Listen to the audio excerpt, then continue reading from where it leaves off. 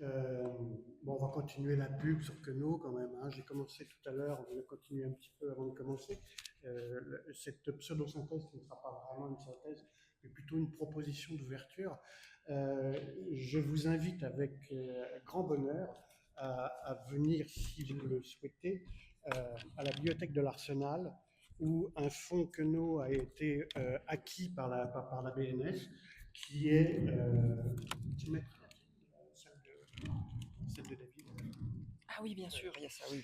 qui a acquis un fonds de manuscrits absolument colossal. Et alors, je ne sais pas s'il y a des cartes de visite, donc je n'ai pas pris de carte de visite parce tout n'est pas encore répertorié, loin s'en faut. À titre d'information, vous avez quand même un fonds de correspondance où il y a 18 000 lettres à trier. Bon, pour commencer, il y a des manuscrits, des œuvres poétiques, manuscrits, des œuvres romanesques. Il y a tous les journaux pour ceux qui s'intéressent à la publication des journaux. Il y a, ce qui est plus intéressant encore, énormément de choses inédites qui ont trait au travail préparatoire de Queneau. Et il y a tout le travail, puisque je sais qu'il y en a plusieurs d'entre nous qui se posent ces questions autour de l'édition du travail littéraire, notamment. Il y a toutes ces relations avec les éditeurs. Vous savez qu'il a passé quand même un quart de siècle pilier chez Gallimard en étant avec des fonctions extrêmement importantes, notamment pendant la guerre.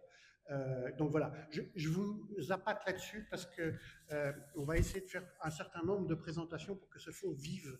Et je vous invite à inviter des doctorants, doctorantes et chercheurs à venir travailler dessus parce que il y a vraiment du plaisir à prendre dans ce fonds qui est d'une très grande richesse, tout simplement. Voilà, j'ai fini ma pub, promis. Donc, en guise de synthèse, en fait, ce ne sera pas vraiment une synthèse, mais je voudrais juste vous proposer une petite réflexion très rapide autour de cet acte banal qui consiste à donner à quelqu'un sa carte de visite. Vous en avez présenté aujourd'hui de multiples exemples fort savoureux, et décidément, puisque c'était fait pour ne pas faire trop de bruit, je crois que c'est loupé pour ce coup-là. Je pense notamment à la carte aristocratique qui est cornée, à la carte jetée au visage de celui qu'on va inviter à passer en duel, à provoquer plus exactement, pour donner des cas assez puissants. Or, tous ces exemples reviennent à une fonction essentielle, offrir une image de soi, voire un peu plus. Et là, précisément, on en a un petit peu plus. Alors, on ne sait pas si c'est de l'auteur, mais... Et finalement, cela n'a rien de banal. Mon hypothèse se situe dans le prolongement de la théorie du stade de l'écriture, où je tente de montrer qu'écrire, c'est créer un autre moi-même, un être symbolique qui a pour fonction de porter ma voix, mon énonciation en dehors de ma présence, de mon espace, de ma temporalité. Un être symbolique qui a pour vertu de me représenter et d'entrer en relation avec les autres et qui va donc offrir, par la force des choses, une certaine image de moi. Lorsque David m'a demandé d'évoquer la carte de visite, j'ai tout de suite vu ce geste de la carte de visite, s'inscrire dans le prolongement même du geste d'écriture. L'échange d'une carte de visite semble en effet se couler dans les prolongements anthropologiques du geste d'écriture qui consiste à se donner à lire à l'autre. Lorsque j'écris, je suis mon premier lecteur, je me lis écrivant, je me donne donc à lire à moi-même. Autrement dit, je médite, non pas au sens de méditation, mais au sens de méditer, au sens de l'édition. L'acte d'écriture crée une fonction éditoriale. Écrire, c'est éditer aussi. Par mon geste d'écriture, je me donne à lire à l'autre, cet autre ne fut-il que moi-même. J'élabore ainsi une situation de dialogue entre moi et cet autre moi-même qu'est mon écrit. Mais, par la force des choses, ce n'est pas moi. Même s'il porte ma voix, le visage de ma voix, en écrivant, je dessine les traits d'un être symbolique qui va à la rencontre de l'autre. En me donnant à lire à l'autre, je fais acte d'édition. Une relation très étrange d'échange, une fonction médiatrice de communication entre deux polarités tout à fait élémentaires, une autrice, une lectrice. L'écriture toujours postule cette dualité avec la lecture et avec l'écriture. Écrire et lire sont deux activités conjointes et indissociables, liées par l'imaginaire qui les rend perméables. La relation entre les deux, c'est bien entendu la fonction de médiation, la fonction éditoriale. Écrire est un acte de communication banal qui consiste à créer un avatar, en quelque sorte, au sens hindou du terme, qui porte ma voix, le tracé de mon corps. Je ne suis pas cet écrit, bien sûr, mais cet écrit est de moi. Voici l'autre moi-même, catégorie indispensable à la pensée de l'échange, mais catégorie impensée qui, au cours de l'activité, a nécessité à disparaître à la conscience au plus grand profit de la signification. Vous ne pensez pas le support lorsque vous lisez, en règle générale. Vous allez au sens. Vous ne jaugez pas la rhétorique, vous allez au drame. Vous n'avez que faire de la police de caractère, de la maquette, vous cherchez l'énigme, l'assassin, la signification. Mais alors, que faire de toutes ces médiations et de tous ces petits bouts de Bristol que nous venons de découvrir? Lorsque David m'a parlé de cette journée, j'ai songé à l'analyse des cartes de visite, merci à celui qui l'a évoqué, que nous avions faite sur ce corpus de cartes professionnelles il y a, mon Dieu, 25 ans. Et donc, en fait, c'était un corpus énorme au départ, il y avait plus de 3000 cartes et on a réduit sur l'analyse sémiologique précise sur une petite centaine seulement. L'objectif était de voir en fait ce qu'une carte professionnelle rendait par rapport à son institution et par rapport à l'individu qui travaille. Et dans cet espace, en fait, en pensant à cette analyse, j'ai retenu, en fait, le seul terme que j'ai retenu quand tu m'en as parlé, c'est en fait manipuler. Parce que je me souviens d'avoir manipulé. Et en fait, c'est la seule chose émergente qui est venue en premier. Et la carte de visite, prolonge le geste élémentaire de communication de soi vers l'autre qui est en germe dans l'émergence de l'écriture. Elle réifie l'autre moi-même, avec un art de la condensation tout à fait remarquable. Elle fait de cet être symbolique plein de vie un petit être de papier préhensible et manipulable. Elle le matérialise à travers quelques centimètres carrés de carton qui vont partir au loin, circuler de main en main, et cela, au fond, ça n'a rien d'anodin. Au Japon, le Meiji Kukan, rituel d'échange de cartes de visite, est un cérémonial empreint de noblesse et de respect, passer d'une main à l'autre, être délicatement saisi, considéré, soigneusement lu, apprécié, ostensiblement hiérarchisé et posé sur la table ou sur le bureau avec qui on est en train d'échanger, avant d'être glissé dans une somptueuse boîte laquée ou un classeur adéquat. La carte de visite n'est plus un objet anodin dépourvu de valeur, comme tous ces petits dispositifs du quotidien qui tissent la complexité de nos échanges humains. Elle redevient visuellement, matériellement, concrètement, cet autre moi-même qui offre un condensé de mon identité personnelle, culturelle, historique, professionnelle, socialement codifiée, et qui répond à ce geste anthropologique élémentaire et simple, écrire pour se donner à l'autre, et matériellement, le faire sous les traits de ces petits cartons qui nous invitent à la visite de l'autre. Oh ouais, j'ai choisi évidemment une carte. J'ai pas choisi une carte de Queneau. Je sais pas s'il y en a dans le fond encore. Je vous dirai ça prochainement peut-être. J'ai choisi celle de David, le peintre, qui, de manière assez amusante, se trouvait au début de l'exposition qui a eu lieu sur David. Et j'ai trouvé ça symptomatique d'un geste de curateur qui a fait un geste intéressant et intelligent pour nous, qui raconte des choses. Voyez cette carte de visite de David. Voyez comment, sur quelques petits centimètres carrés de carton gaufré, il présente toute la prestance et l'honorabilité de l'Institut de France, commandant de la Légion d'honneur, à travers la patte de son écriture manuscrite et sa signature. Cet objet appelle le corps et la main du lecteur, manipulateur par le gaufrage et l'écriture manuscrite. Un échange de main à main, en fin de compte, et comme on l'a vu ce matin, comme le disait Hugo, un cordial handshake, jusqu'à l'empreinte digitale que Mathilde nous a fait voir tout à l'heure, qui se trouve sur la carte postale de Pierre Segers. Ne sachant pas si c'est de lui ou pas, mais je laisse rêver quand même dessus. Merci.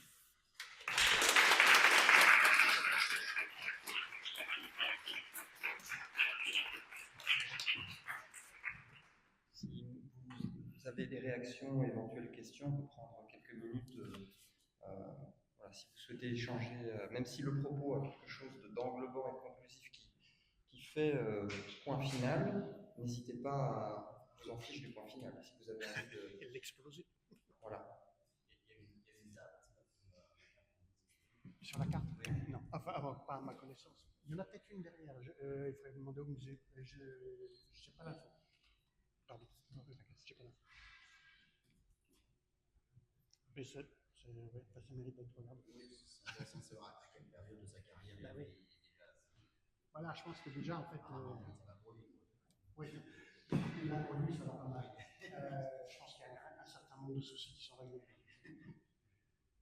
Ok, bon, elle est ostensiblement Angélique. Ce que je trouvais aussi intéressant, c'est le rapport à la peinture et le rapport au gaufrage et à la pratique du gaufrage, qui n'est pas une pratique courante en fait. Et donc en fait, c'est aussi une autre manière de se distinguer et d'être soi sur ce petit cadre. Merci.